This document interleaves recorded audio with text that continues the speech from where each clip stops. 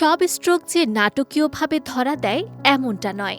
কখনো কখনো মস্তিষ্কে ক্ষতি শুরু হয় নিঃশব্দে, কোনো স্পষ্ট সতর্কবার্তা ছাড়াই। চিকিৎসা বিজ্ঞানে একে বলা হয় সাইলেন্ট স্ট্রোক। এতে মুখ বেঁকে যাওয়া বা শরীরের একপাশ অবসর মতো চেনা উপসর্গ নাও দেখা যেতে পারে। ফলে সাধারণ শারীরিক ক্লান্তি বা ভুলে যাওয়ার প্রবণতা ভেবেই অনেকে বিষয়টি গুরুত্ব দেন না। এতে অজান্তেই মস্তিষ্কে ক্ষতি বাড়তে থাকে, যা পরবর্তীতে বড় স্ট্রোকের ঝুঁকি তৈরি করে।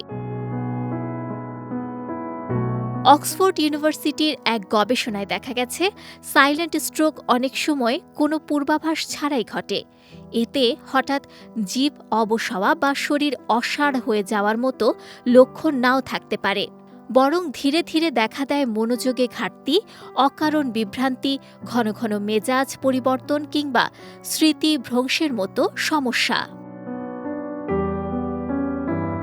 চিকিৎসকদের মতে, মস্তিষ্কে অক্সিজেন সমৃদ্ধ রক্ত ঠিকমতো না পৌঁছালে কোষ ক্ষতিগ্রস্ত হয়।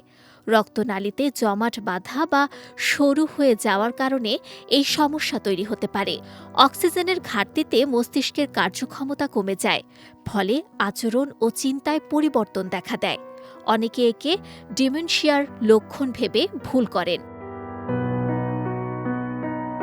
উচ্চ রক্তচাপ, অনিয়ন্ত্রিত ডায়াবেটিস, হৃদরোগ, কোলেস্টেরলের উঠানামা, স্থূলতা, ধূমপান ও অতিরিক্ত অ্যালকোহল গ্রহণ এসবই সাইলেন্ট স্ট্রোকের ঝুঁকি বাড়ায়।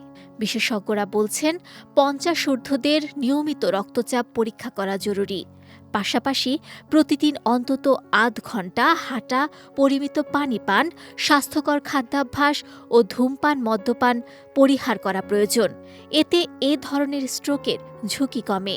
নিঃশব্দে আঘাত হানা এই স্ট্রোক সম্পর্কে সচেতন থাকাই হতে পারে বড় বিপদ এড়ানোর সবচেয়ে কার্যকর উপায়। নুসরাত আহমেদ, বিজয় টিভি, নিউজ ডেস্ক।